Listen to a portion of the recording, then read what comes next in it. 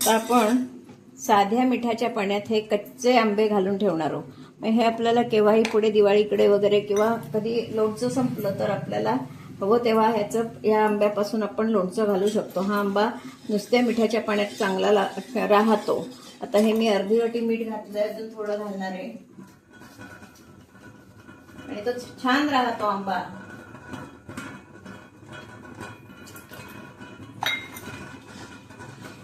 साधारण हे म्हणजे मोठे 2 चमचे, एवढे मोठे 2 चमचे मी मीठ घातलंय.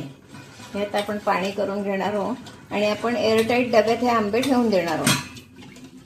आपल्याला पुढे केव्हाही ते उपयोगी पडतात. म्हणजे त्याला सीझनच हवा असा नाही, आपल्याला आंबा मिळू शकतो. आपल्याला आंब्याची डाळ करायची असून दे, चटणी करायची असून दे, कढी करायची असून दे किंवा लोणचं सुद्धा आपण त्याचा एखादा आंबा काढून ताजं लोणचं घालू शकतो. असं हे आपण आंबे ठेवणार आहोत.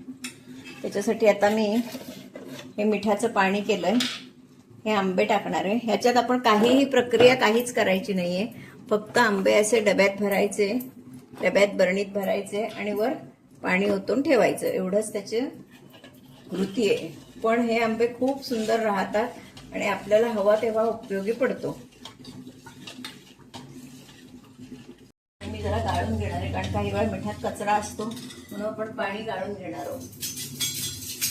पूर्णपणे विरघळवून घेतलेलं आहे आणि हे पाणी आपण थंड पाणी त्याच्यात मीठ घातलं आणि हे आपण पाणी ओतून आंबे बंद करून ठेवणार आहोत.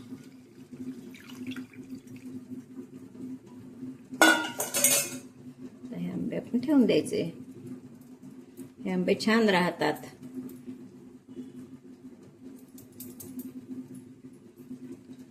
झाकण लावून बंद करून ठेवायचं.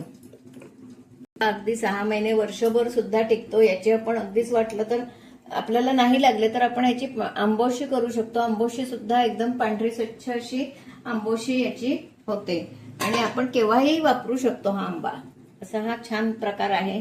नक्की सीझनला करून बघा, कारण हे आपल्याला पुन्हा पुन्हा मिळत नाही आणि ज्यावेळी ही वस्तू नसते तेव्हा आपल्याला हे मिळतं. त्याच्यामुळे आता ह्या सीझनला तुम्ही नक्की करा. आणि कसं तुम्हाला माझे व्हिडिओ कसे वाटतात ते मला कमेंट बॉक्समध्ये कळवा पण. धन्यवाद.